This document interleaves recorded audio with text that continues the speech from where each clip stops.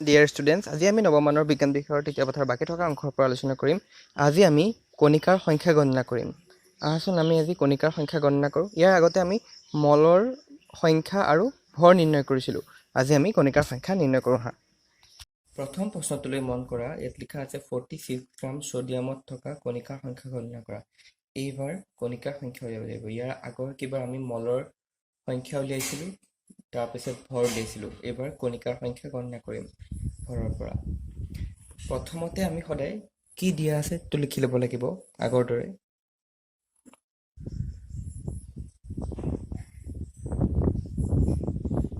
দিয়া আছে ভৰ কিমান, ভৰ যাক স্মল এমেৰে সূচোৱা হয় 46 গ্ৰাম। ছ'ডিয়ামৰ মলাৰ ভৰ কিমান, ছ'ডিয়ামৰ মলাৰ ভৰ কেপিটেল M। মলাৰ ভৰ উলিয়াওঁতে সদায় পাৰমাণৱিক ভৰটো আমি জানিব লাগিব, আৰু পাৰমাণৱিক ভৰ আমি সেই আগৰ যিখন টেবুল আছিলে সেইখন চালে গম পাম। যিহেতু ছ'ডিয়ামৰ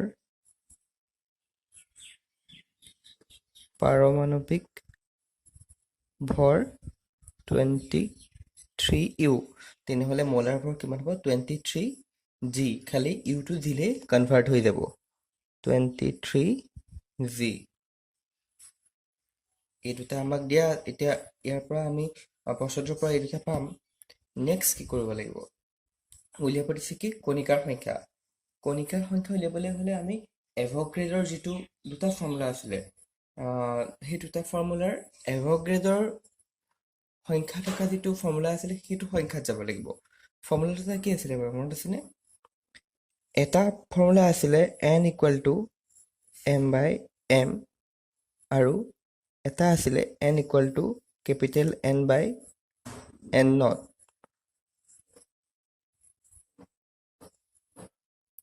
এটা ফৰ্মুলা আছিলে N অৰ্থাৎ মলৰ সংখ্যা উলিওৱা, ওপৰত আছিলে ভৰ, তলত আছিলে মলৰ ভৰ। আৰু এটা ফৰ্মুলা আছিলে মলৰ সংখ্যা উলিওৱাই, ওপৰত আছিলে যিটো কণিকাৰ সংখ্যা সেইটো থাকিব, আৰু তলত থাকিব এভ'গ্ৰেডৰ সংখ্যা। গতিকে এতিয়া আমাক ইয়াত দিয়া আছে ভৰ আৰু মলাৰ ভৰ, কিন্তু আমি উলিয়াব লাগিব কি কণিকাৰ সংখ্যা। গতিকে দুইটা ফৰ্মুলা ইউজ হ'ব আগৰ নিচিনাকে। এতিয়া কেনেকৈ ইউজ হ'ব চাওঁ আহাচোন। প্ৰথমে আমি কি পালোঁ N=M/M, আৰু ছেকেণ্ড বাৰো কি পালোঁ N=N/N0, অৰ্থাৎ দুইটা এনেই। এতিয়া 1=2 নহয় জানো? তোমালোকে বুজিবৰ কাৰণে ভাবি থোৱা, 1 নম্বৰ সমীকৰণটো 2 নম্বৰ সমীকৰণ এইটো। গতিকে 1 নম্বৰ সমীকৰণটো এনেই আৰু 2 নম্বৰ সমীকৰণটো এনেই। গতিকে 1=2 নহয় জানো? অৰ্থাৎ N আৰু N সমান নহয় জানো? N Nৰ সমান নহয় জানো? দুইটাতো দেখিবলৈও একেই, সকলো একেই। N=N, N মানে মলাৰ সংখ্যা, N মানেও মলাৰ সংখ্যা, অৰ্থাৎ দুইটা মলাৰ সংখ্যাই, অৰ্থাৎ দুইটাৰ সমান। গতিকে প্ৰথমটো Nত কি আছে বাৰু M/N, M/M, আৰু ছেকেণ্ডটো Nত কি আছে কেপিটেল N/N0, অৰ্থাৎ এইটো এটা আমি ইয়াৰ পৰা তৃতীয় সমীকৰণ পাই গ'লোঁ। এই সমীকৰণটো আমি ব্যৱহাৰ কৰিম এতিয়া। প্ৰথম N=M/M, দ্বিতীয় N=N/N0। এইটোও মলৰ সংখ্যা, এইটোও মলৰ সংখ্যা, দুইটা মলৰ সংখ্যাই, দুইটাটো বেলেগ নহয়, একেই, দেখিবলৈও একেই, দুইটা মলৰ সংখ্যাই হয়। গতিকে দুইটাৰ সমানেই হয়। মলৰ সংখ্যা মলৰ সংখ্যা। কিন্তু এতিয়া কি কৰিম, প্ৰথম Nটোৰ যিটো ফৰ্মুলা আছিলে সেইটো, তেনেহ'লে কাৰ সমান হ'ব? দ্বিতীয় Nটোৰ যিটো ফৰ্মুলা আছিলে সেইটো সৈতেও একেই হ'ব, কাৰণ N=N। গতিকে এইটো আমি পালোঁ কি এতিয়া তৃতীয় সূত্ৰ। গতিকে এই সূত্ৰটো ব্যৱহাৰ কৰি আমি এতিয়া অংকবোৰ কৰিম। এতিয়া ইয়াৰ পৰা আমি কণিকাৰ সংখ্যা উলিয়াব লাগিব এই সূত্ৰটো ব্যৱহাৰ কৰি। আহাচোন এতিয়া উলিয়াওঁ। এই সূত্ৰটো পাতি ল'ম এতিয়া। এতিয়া M/M is equal to n by capital n not m আছিলে ভৰ m আছিলে কি মলাৰ ভৰ বাৰু পাতিলো এইখিনি লাগিলে m আছিলে ভৰ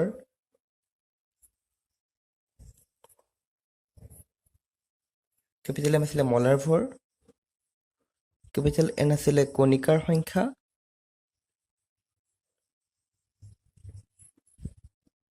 আৰু n নট আছিলে এভোগাড্ৰোৰ সংখ্যা এইটো সূত্ৰটো এতিয়া আমাক এই চাৰিটাৰ পৰা কোনটো সুধিছে বাৰু কোনটো লাগে এই চাৰিটাৰ ভিতৰত আমাক কোনটো লাগে কণিকাৰ সংখ্যা লাগে অৰ্থাৎ n টো লাগে এইটো ঠিক আগতে ক্ৰছ মাল্টিপ্লিকেশ্যনত আহি যাব এতিয়া n টো যিহেতু লাগে n টো আমি উলিয়াই ল'ব লাগিব ক্ৰছ মাল্টিপ্লাই কৰা n ৰ লগত m পূৰণ কৰা n ৰ লগত m পূৰণ সমান চিন n নটৰ লগত কি পূৰণ m পূৰণ স্মল m নেক্সট n মানে কি আছিলে কণিকাৰ সংখ্যা আমাক এই n টোৱেই লাগে এই n টো আমাক লাগে গতিকে n টো এফালে ৰখাই থৈ দিয়া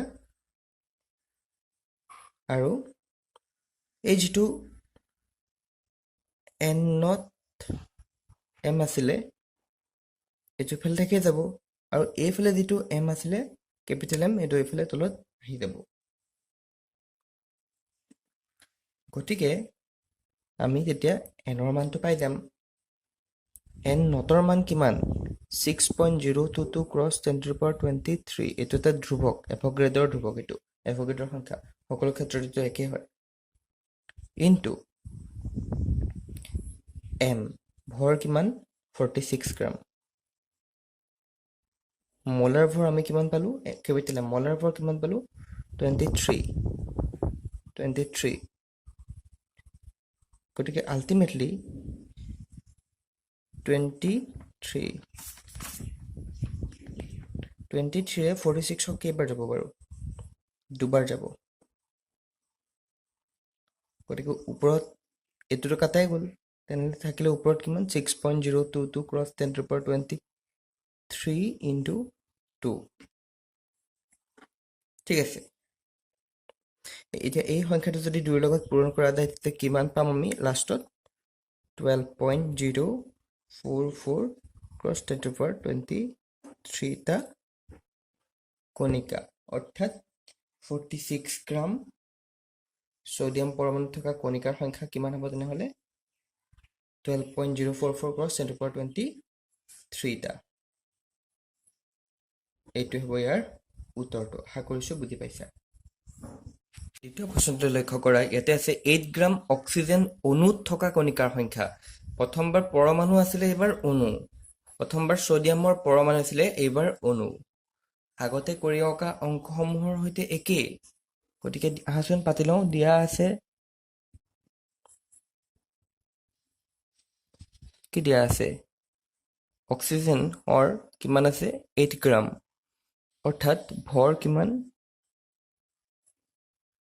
স্মল m equal to 8 গ্ৰাম অক্সিজেনৰ কি উলিয়াব লাগিব মলাৰ ভৰ অক্সিজেনৰ মলাৰ ভৰ কেপিটেল m equal to সদায় মলাৰ ভৰ উলিয়াবলৈ হ'লে আমি কি জানিব লাগিব তাৰ পাৰমাণৱিক ভৰ অৰ্থাৎ অক্সিজেনৰ এটা পৰমাণুৰ পাৰমাণৱিক ভৰ যিহেতু অক্সিজেনৰ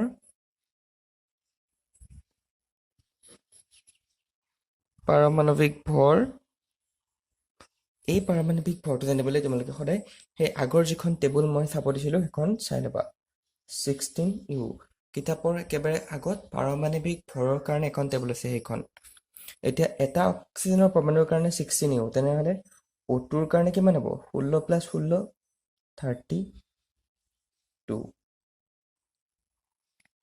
গতিকে অক্সিজেনৰ মলাৰ ভৰ কিমান হ'ব 32 ইউৰ ঠাইত হৈ যাব জি ঠিক আছে এই উঠাই লৈ যাব জি বাকীখিনি ইয়াৰ আগত যিটো অংক কৰিলোঁ সেইটোৰ সৈতে একেই আমি কি উলিয়াব লাগে এতিয়া কণিকাৰ সংখ্যা অৰ্থাৎ কেপিটেল এন কণিকাৰ সংখ্যা অৰ্থাৎ capital N equal to what এতিয়া ইয়াৰ আগতে আমি যিটো সূত্ৰ পালোঁ সেইটো বহাম সূত্ৰটো কি আছিলে কেপিটেল এন ইকুৱেল টু কি আছিলে এম বাই এম লগত এন নট তোমালোকে ইতিমধ্যে কাক কি কয় সেইখিনি চাগে গমেই পাইছা গতিকে মই নকলেও হ'ব এম মানে হৈছে ভৰ হৈছে 8 গ্ৰাম এন নট মানে হৈছে এভোগাড্ৰৰ সংখ্যা সদায় ধ্ৰুৱক যেতিয়া তাৰ মান সদায় একেই আৰু সেইটো হ'ব 6.022 ক্ৰছ 10⁻23 আকৌ মোলাৰ মাছ অৰ্থাৎ মোলাৰ ভৰ কাৰ অক্সিজেনৰ কিমান 32 গতিকে এইটো যদি কাটাকুটি কৰা যায় কিমান হ'ব 8ৰে 32ক কেইবাৰ যাব 4বাৰ অৰ্থাৎ ওপৰত 6.022 ক্ৰছ 10⁻23 ৰ'ব আৰু তলত ৰ'ব 4 আৰু 4ৰে যেতিয়া 6.022 ক্ৰছ 10⁻23 হৰণ কৰা যাব তেতিয়া আমি পাম শেষত 1.51 ইনটু 10⁻23 টা কণিকা অৰ্থাৎ 8 গ্ৰাম অক্সিজেন অণুত থকা কণিকাৰ সংখ্যা তেনেহ'লে কিমান হ'ব 1.51 ইনটু 10⁻23 টা তৃতীয় প্ৰশ্নটোলৈ মন কৰা দেখুওৱা আছে 0.1 মল কাৰ্বন পৰমাণুত থকা কণিকাৰ সংখ্যা গণনা কৰিব লাগে প্ৰথম কেইবাৰ আমাক কি দিছিলে ভৰৰ পৰা কণিকাৰ সংখ্যা এইবাৰ কিন্তু মলৰ পৰা কণিকাৰ সংখ্যা উলিয়াব লাগিব গতিকে কি দিয়া আছে সদায় পাতি ল'ম দিয়া আছে কি মলৰ সংখ্যা 0.1 মলৰ সংখ্যাক আমি এনেৰে সূচাওঁ মলৰ সংখ্যা দিয়া আছে আমাক 0.1 কি উলিয়াব লাগে কণিকাৰ সংখ্যাক এনেৰে সূচোৱা হয় কেপিটেল এনেৰে গতিকে কণিকাৰ সংখ্যা কিমান আমি উলিয়াব লাগে